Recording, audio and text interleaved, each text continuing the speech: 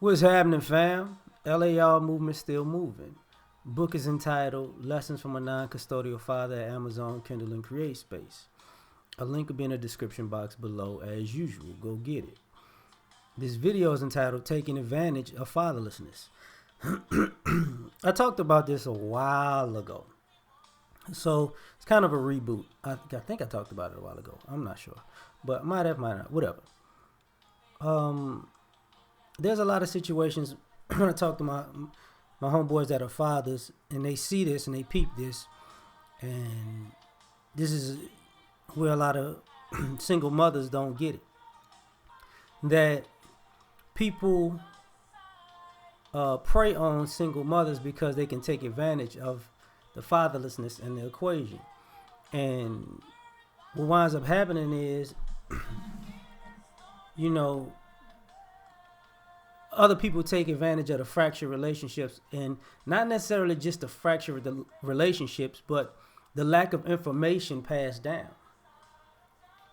What I mean by that is this. You know how you hear men online talking about if they meet a kid, they know immediately if his father's in his life or not? And it's like, well, how do you know? Because single mothers have raised kids very similar. That ideology you see is very similar, and is very you see the traits immediately. It's not just acting effeminate and being overly emotional. It's also manners, rudeness, lack of awareness. This ideology that you could do whatever and everything is okay. Like you could do the wrong thing, but it's gonna work out right. And it's like this is how people wind up taking advantage of fatherlessness, because you send these kids off to school, and some of the reason why your kids are getting bad grades is because the adults understand that these kids are fatherless, so they know how to talk to these mothers, even if they're setting their kids up for failure. And these mothers will believe these teachers or quote unquote people in authority before they believe their kids. And what I mean, okay, try to say this in a better way. Mothers' discernment is slow. Like mothers don't get it, have discernment. They don't get it until years later, and the damage is done by then.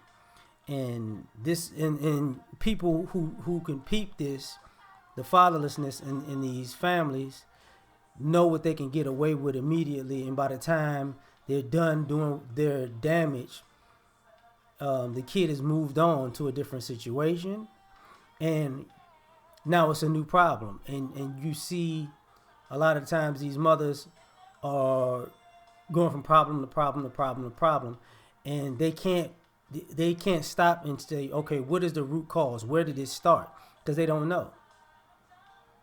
They don't know. But that's the thing about fathers. This is the reason why you see recruiters and college coaches, they have this thing where, like, Duke's coach wants a father to be in your life. He's like, it's easier to coach people, and it's easier to win when you understand the premise of somebody being hard on you, somebody demanding hard work and a work ethic, and actually somebody putting together the process. Because a lot of times when fatherless kids don't understand the process, they think everything's gonna happen overnight. Like, I'm good at this, and that's all it needs to be. It's like, nah. See, to be good at this, you're gonna have to do these things, and they don't get the process, and they spaz out and get all emotional and silly during the process, and this is why people can't deal with them. That's part of the problem. But kids with fathers, they understand the process. Everything is not gonna happen overnight. So when you see these other coaches, they're preying on your children, is because they know they can get this kid, they can mold them to whatever they want them to be, even if it's counterproductive to their actual gifts because you're not paying attention. Like you know, fatherless, the fatherless kids can be preyed on because, you know, a lot of times mothers don't know how to put their children in the best situation for them to win, not the best looking situation for perception. You get what I'm saying? So that's why people prey on it, you know. Same thing, you know, with the young girls. Nobody's scared of your mama. And a lot of times, you know, the things that boys and even these young men, and sometimes men get away with these younger women when they're not even grown yet, or when they're young adults, or when they're grown women, is due to fatherlessness, right? And people take advantage of that because what happens? Some of these young ladies wind up mimicking the dysfunctional relationships that their mothers have with the guys that they're with. So, you know, mom made bad decisions. She's a single mother. She's living in a dusty situation. So all she has is dusty dudes. And you start to think dusty dudes are the norm, or what you should have, or attractive. Thus, that's what you wind up dating, right? You know, and there's no protection in the sense of this.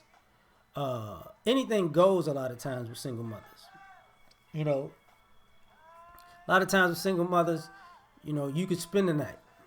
You could be there at inappropriate hours. You could be in your kid's room with the with the door closed in their house. You can get privacy like that.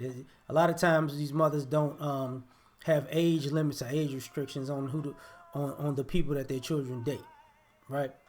So it's a problem, you know, because everything is just fair game for some odd reason. I don't know why that is, but this is what happens. Fathers ain't playing that. You know, you can't have any kind of, you can't bring any old body around in any old kind of way of any old kind of age, you know, because there's gonna be consequences. You know, not just consequences for the girl making the decision, consequences for the guy, like, oh, you thought you was going to come up on a young lick with my daughter, didn't you? Okay. And this is one of the things that goes on, you know. This is why, you know, people prey on it, because they know these mothers, they don't, you know, they say they care, but a lot of them, they're in their own little space. They're in their own little world. Same thing as they get older, you know. They prey on the fatherlessness because for some odd reason, these mothers have this tendency of wanting their daughter to be in a certain position or space, regardless of what it might cost her to be in that space. You know, oh, you want to do this, you want to be in that, and it's like, you sending that girl off to the slaughter.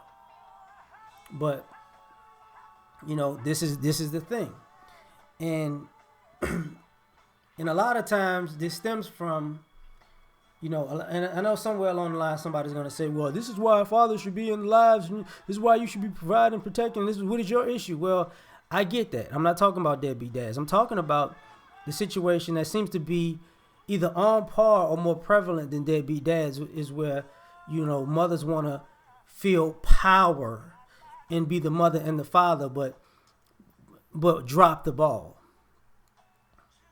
See, that's what people prey on the most, because what winds up happening is when these mothers want quote unquote power and want to be the mother and the father, people could see that a mile away. Men and women could see that a mile away. Like, oh, this kid isn't gonna have a father around because you are playing games to the point where, you know, I won't have to be held responsible or deal with the consequences for anything, because you just want to be in control so much that you left your kid vulnerable because you ain't really protecting them.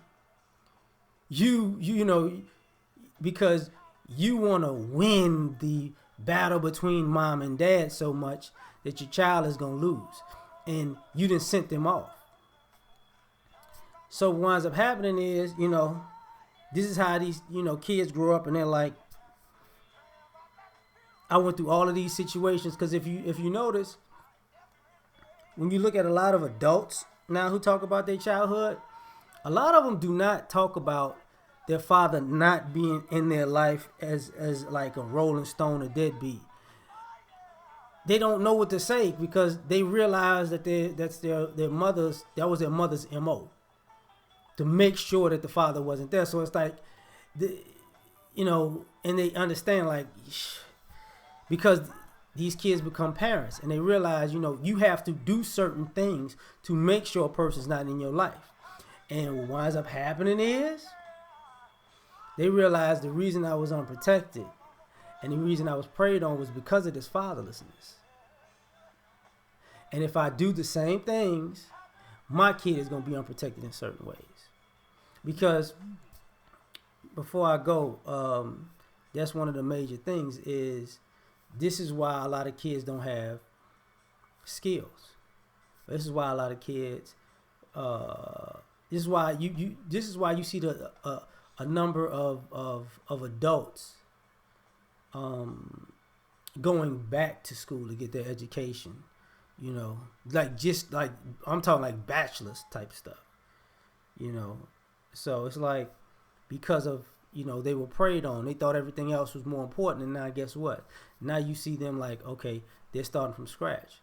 Because the very same things that some of these kids were taught to argue and dismiss that their fathers were trying to tell them to do, because dads are going to keep it real with you. They're doing it as adults, and they're telling their kids to do now, and they're realizing, I got preyed on because I didn't have my dad around. And you got a lot of these mothers now living with guilt because they felt like they won the battle of, I get to control the child, but they lost the war because their child's life is in shambles and they don't know what to say or do. And they can't blame dad for that.